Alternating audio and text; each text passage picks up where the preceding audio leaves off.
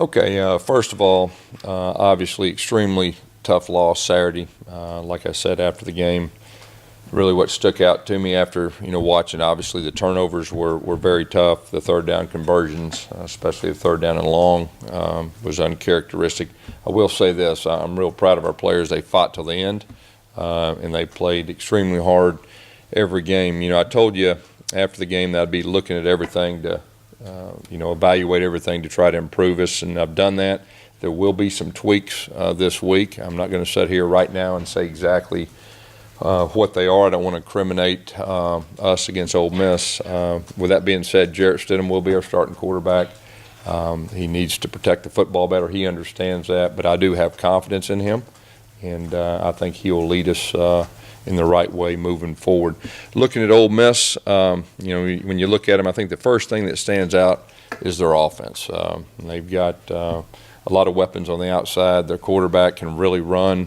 He can hurt people with his feet and his arm. I think they're number 6 in the country in total offense. Defensively, Wesley McGriff, their defense coordinator, was here 2 years ago. We're very familiar with him. He has those guys playing extremely hard. They're coming off a big conference victory. I know they have some momentum as far as that goes. Few updates as far as health of our guys. Boobie Whitlow will be day-to-day. I'm not ready to say whether he's going to be able to play or not. Jamel Dean is day-to-day, and so is Marlon Davis. And so those guys, we'll hope to have them back. And this will, be game 8, and so our bodies are a little bit banged up. And so hope to have those guys back ready to go. Really our mindset, obviously, we sat here today. The reality is we're disappointed because we wanted to have a chance to win a championship this year, and that's no longer the case. Our players are in a good spot, as good a spot as they can be mentally. I will say this: our players and our coaches are extremely close. We're in this thing together. We're going to roll up our sleeves this week. This is a big game for us, obviously, going on the road. And get a victory before we get to the off week, which the off week is right around the corner, and that'll be a good time to kind of rest up and get a good plan for the last 4. Questions? Sometimes when things are going wrong, the wheels kind of come off on the team. How confident? It sounds like you're confident. Well, our guys are playing their guts out. We've been in every game. As a matter of fact, we had opportunities to win just about every game. And for whatever reason, we've not either seized the moment or made the play when we need to make the play. And so our guys are playing extremely hard. They're competitive, and it's just I'm not going to say the ball hadn't bounced our way, because I believe you create your own fortune and your own success. But I'm proud of our team for that, and we just need to figure out a way to take that next step to make the plays and seize the moment when we have an opportunity. Is anything going to change with your role? Are you going to call plays or get more? No. Chip's going to call plays, and I think Chip's done a solid job for the most part, and I've got confidence in him. And I think for the most part, a lot of our plans have been good. We've just hadn't, for whatever reason, been able to execute, especially in certain situations, and we got to do a better job in that. And SEC Network analysts released some pretty startling numbers to me as far as the predictability of your offense, about when Chandler Cox is on the field and tight end or fullback, that you're either going rush or screen when he's on 74% of the time, and when he's off the field it's past 91% of the time.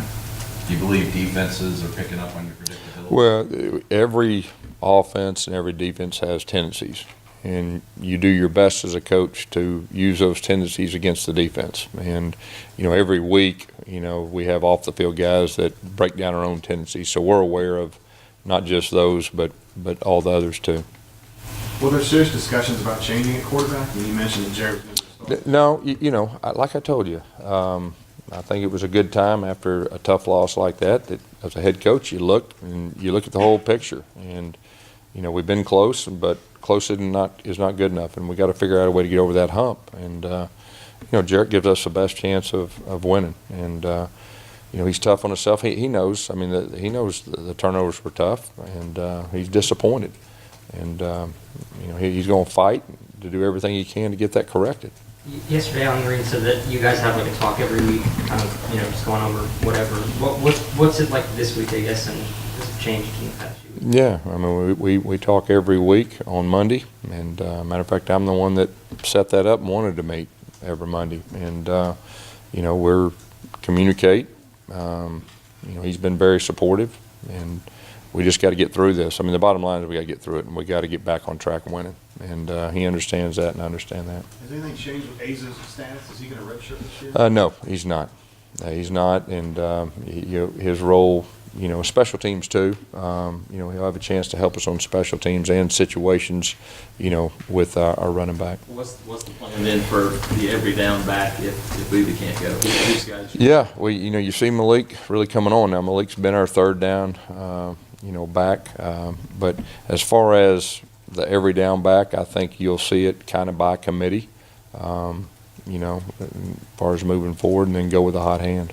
Gus, do you have an update on Calvin Ashley's status? Yeah, so Calvin, last week, he's dealing with a medical issue, and we're hoping that he'll be back in the near future. The most important thing is his health. After watching the tape and what you guys were able to do with Shivers and Schwartz, is it clear to you that you need to utilize them more, or what are your thoughts? Yeah, both of them have big playability. Like you just said that they've made plays. They can really run.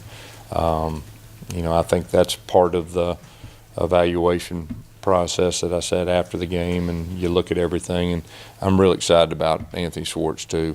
You're talking about a guy that's not playing like a freshman and making big plays, not just when you hand him the football, but just the route he ran and then turned upfield, broke a tackle, and then of course he's super fast. And then Worm, I've been very impressed with him, with his attitude, his competitiveness, and both those guys have explosive big play opportunities, and you could see them with the ball in their hands a little bit more moving forward.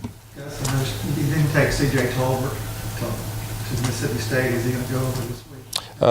Each week we'll see. You have the 70 that you can take, and strategically you look offensively, defensively, and the use of special teams.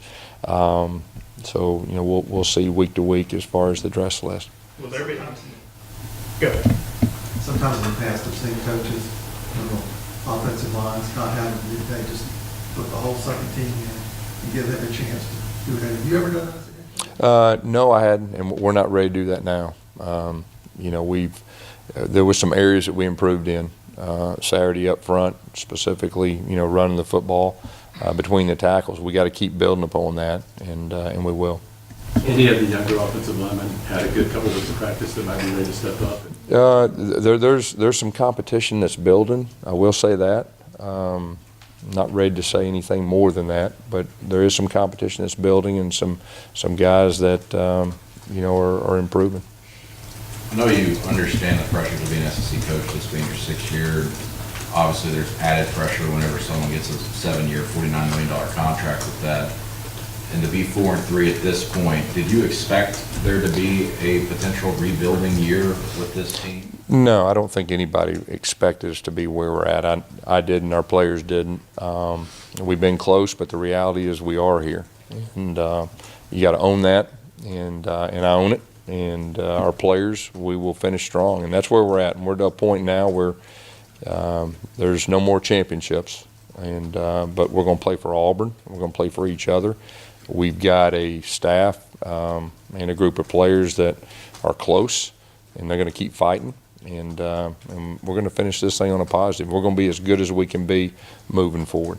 To rip off what Brandon asked, I mean, it's weird to think that, you're 7 games into this contract, but I have to ask you, do you feel like you're playing for your job at this point? No, I feel like I'm coaching for my players for the next game. I mean, we got to finish this thing the right way. I really expect us to do. Are we disappointed? Yes, we're disappointed. I'm disappointed. Our players are disappointed. I know our fans are disappointed, but we got to get through this, and we are going to get through it. And the way you get through it is finish strong, and that's what we're going to do.